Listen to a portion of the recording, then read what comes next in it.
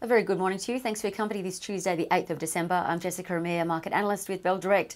Well, people in the UK will be the first to receive a COVID-19 vaccine today as its rollout kicks off in England. Our sentiment was a little bit different in the US as investors there seem disappointed that they haven't heard any more about that fresh round of stimulus from the US government.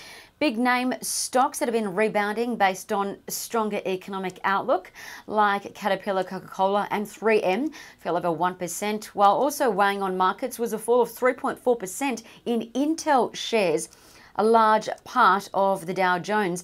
Now, the fall in Intel shares comes as Apple is reportedly testing a new silicon chip for high-end Macs that's half the size and much faster, with plans to transition away from Intel's hardware in 2022. As for how the broad US indices ended, the S&P down 0.2%, easing from its fresh record high, while the Dow lost 0.5%, and the Nasdaq went the other way, up about 0.5%.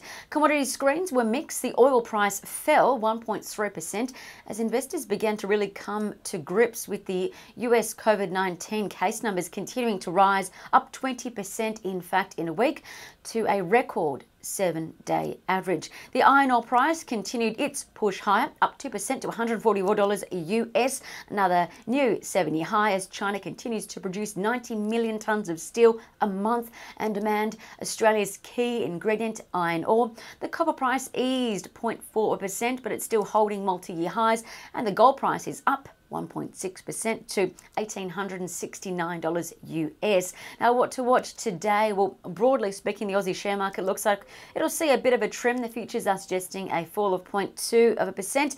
And if copper is your thing, I'd be looking for a pullback potentially with opportunities to maybe buy OZL and SFR today. And with the iron ore price continuing to rally up, I'd be continuing to watch Champion Iron, Mount Gibson, Mineral Resources, as well as the iron ore majors, FMG, Rio Tinto and BHP. As for AGMs, the Bank of Queensland holds theirs today. And on the economic news front, NAB business confidence numbers are out later today. Trading ideas that could be worth a look. Well, with the oil price pulling back today, could be worth looking at some energy companies.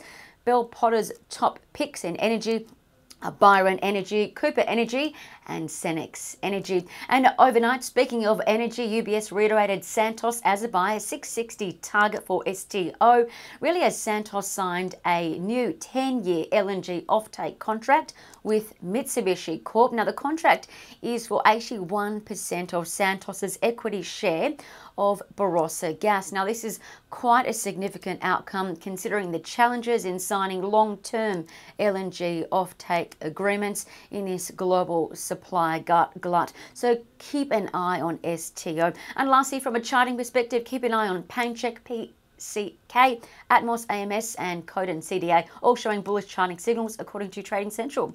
I'm Jessica Amir with Bell Direct. Stay safe. Happy trading.